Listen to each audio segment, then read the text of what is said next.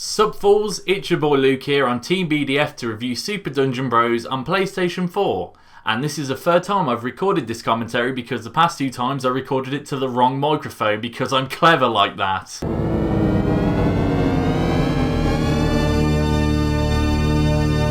Super Dungeon Bros is a top-down, 4-player co-op hack and slasher, akin to Diablo, just a lot less interesting. Players can use swords, hammers, ranged weapons or wands to fight enemies.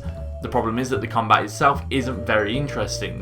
You use light attacks, heavy attacks, an ultimate attack or dodge. And that's about it. As a result, combat is boring and not really all that enjoyable. There's no feeling to it.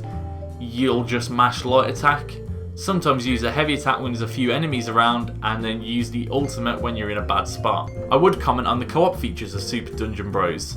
While we did ask for 2 review keys, we only got 1. And the lack of player base to quest with makes the later stages of the game insanely difficult to play in solo.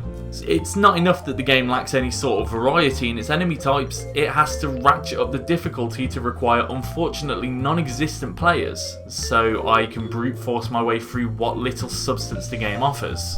It's not difficult to see where Super Dungeon Bros tries to establish its own identity, but it's hard to appreciate any style when there's little substance.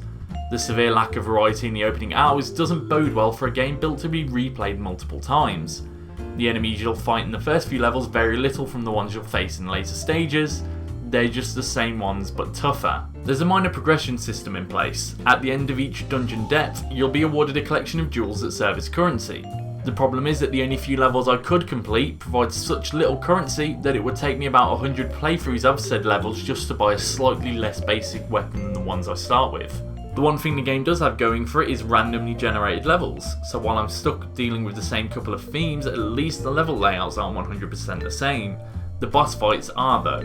The 2 I managed to reach were particularly uninteresting. The first was a simple tank-esque enemy that followed me around and the only way to deal real damage was to toss explosive stuff at him, while the second I just mashed the attack buttons until he died. Super Dungeon Bros is not a fun game.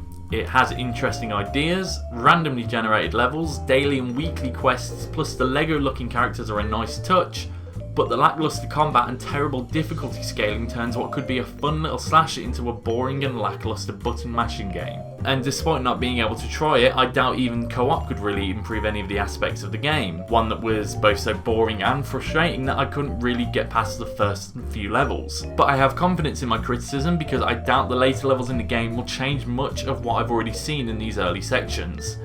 At the end of this review, I am awarding Super Dungeon Bros 2 out of 5. So that's what I think of Super Dungeon Bros. Why don't you leave a comment telling me what you think of it and check the links above for other reviews, and why not subscribe to Team BDF for more high quality video gaming based content. Thank you for watching.